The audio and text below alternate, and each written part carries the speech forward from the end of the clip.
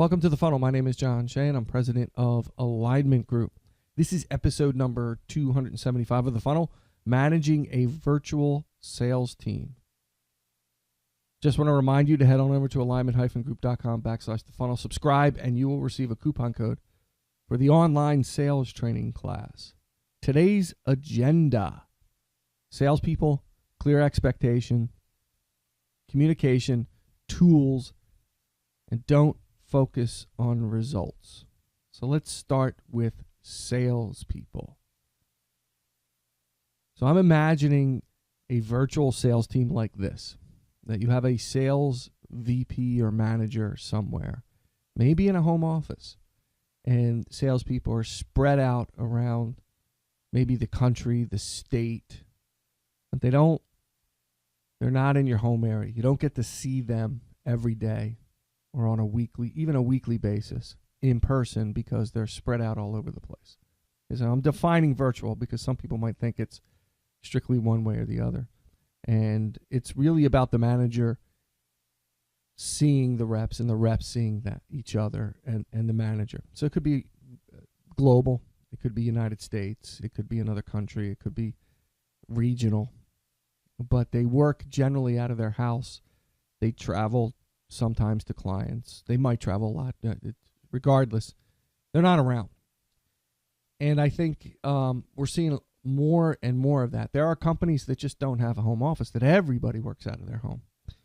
That's virtual, right? So when it comes to salespeople, you have to have the right people to work virtually. There's a tremendous amount of trust that has to happen when people work out of their homes, or they work, half a country away, and you don't get to see them every day. The right salespeople are self-motivated.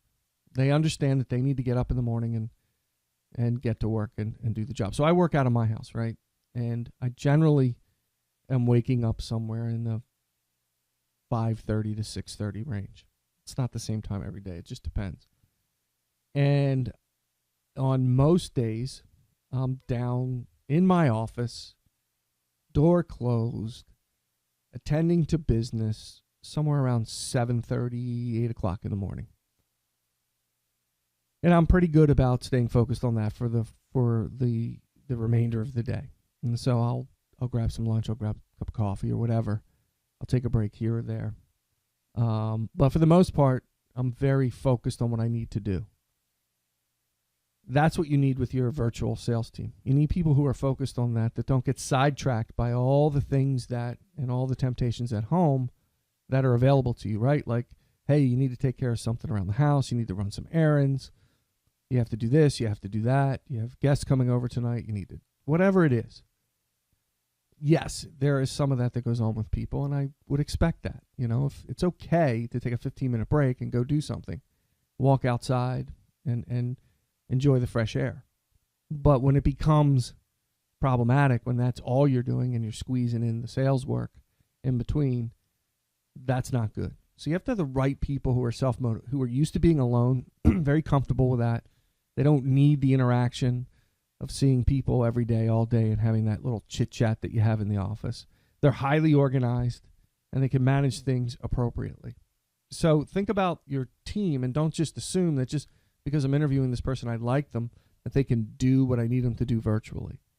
So you have to look for someone who can handle that virtual environment, that environment they're alone in. I would say the next thing that's really important is the clear expectations. You have to, in great detail, lay out the specific goals that you expect them to achieve, the activities that they're expected to perform every day, how they're going to be measured, the metrics associated with that, and then, of course, documenting that activity. You might say, well, that's standard sales policy. Yeah. Most Salesforce, I don't see a lot of that. Okay, so if you really define exactly what it is you're looking for, the activities it requires, the metrics, and you document that, you can be assured that they're doing what they're supposed to be doing by looking at the reporting. Now, yes, can people commit fraud? Sure, but over time, that begins to bear out in a short amount of time when there's no business. So you select those clear expectations with someone who can handle that. again, you go back to the right salespeople. Next is communication. To me, this is the backbone of making it work. You might have the right person, the right skill set, the ability to be alone, the organizational, et cetera, et cetera. You might have laid out all of the expectations, but if you don't communicate with them, that's a problem. So I think communication is primary here. And I would say that daily check-ins are appropriate. Are you kidding me? Daily check. You do that in the office, right? If you see somebody every day, you don't just ignore them. Check in with them. You see them, hey, how's it going? Whatever. You have a very specific process for your daily check-ins, especially if you're dealing in different time zones, right? So it's 5 minutes. What'd you do yesterday? What are you going to do today? And what are you going to do tomorrow? And then just see if they match up. Make sure, is there anything I can help you with without it being a 2-hour, hey, I'm having problems with this. Yeah, I'll take note of that. I'll take care of it. Okay, that's your daily. Then you set a meeting cadence that you live by. So if they're expected to have a meeting with you every Wednesday at 8 o'clock in the morning and you show up once every 6 meetings, that's not good. Nail the cadence down. This is the when we're going to meet. This is what we're going to cover. And this is how we're going to cover it. Everything from pipeline to forecast to coaching sessions. All of that is very important in communicating to someone who's out of your area, out of your control. Lastly, make yourself available. They don't have the benefit of being in the office and kind of reaching out and talking to folks. They're on their own. So they need somebody that they can count on that's going to get back to them, that's going to make themselves available. Now, it's not 24/7 for every little thing that needs to be done. You need to set the ground rules for that. But if they need help, they need coaching or guidance, that's what you're there for. So make yourself available to them. Put in and say, hey, I'll get back to you. This is the time frame. The best way to communicate with me during the day is blank. Call me, text me, email me. Those types of things. Make yourself available because they're out there all alone and you don't know what they're doing every day. So if you communicate on a regular basis, you got a pretty good handle on what your team's doing. You back it up with the goals and the expectations and the reporting and the metrics. Now you have something. Let's talk about tools. Okay, I'm a big believer in video. I just had this talk with someone the other day who seems to be a little uncomfortable with it. I get it. You're not used to it. You're probably sitting around, if you're a virtual company, you're sitting around in a pair of flannel PJs in the middle of the winter with a T-shirt and you're on the phone working. And you're trying to remember, did I shower today? And sometimes that happens, okay? And I've always said to people, and it's kind of a joke, I don't care what you're wearing as long as you're wearing something when we video, okay? It doesn't matter to me that you're sitting in your PJs with a T-shirt. Nobody's asking you to dress up. Now, there's certain meetings that I do video where I'll put on a nice shirt and make sure I'm showered and shaved and you're trying to make the right impression. But the idea about video is you get one-on-one, you look somebody in the eye and you have the conversation. You're not distracted and they're not distracted by other things that are on the screen while they're talking to you on the phone. They're not walking up to the kitchen and grabbing something to eat and pouring a cup of coffee, looking at the TV with the volume down, checking their emails, writing reports, all the while they're at a meeting with you. No, you want them focused on you and you want to be focused on them. You want a good CRM. Why? It goes back to the expectations and the reporting. I need to be able to see everything that's going on in your territory without overburdening you with heavy admin. So I don't want to overburden the sales reps with admin, but I want documentation. I want proof that we're doing what we're supposed to be doing. And there's 1,000 reasons you should have that, and you all know those reasons. Okay? And then finally, access. Access to anything and everything. So you want, and these are just basic tools I'm talking about. How about a good chat program? So if people really don't travel a lot and they're on their laptops, they got the multiple screens up, maybe a good chat program so folks can stay in touch with one another and throw ideas out and help each other. Makes you feel connected. That's value. But I'd say primary here is video. You want to see each other when you work together. Okay, this next one might sound controversial. Don't focus on results. Here's what I mean.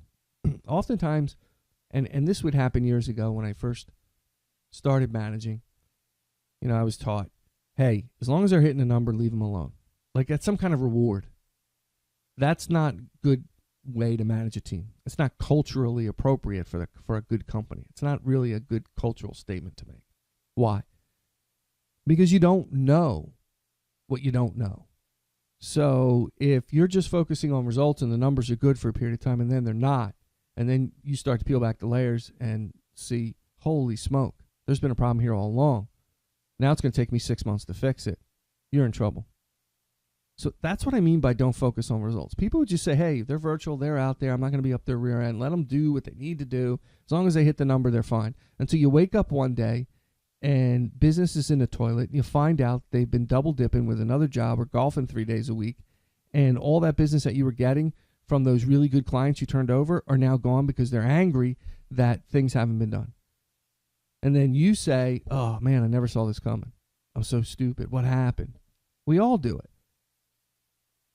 I gotta hire somebody. I gotta start over again. My revenues and profits taking a big impact. Problems build over time, and it's little drip, drip, drips. That's how you get blindsided.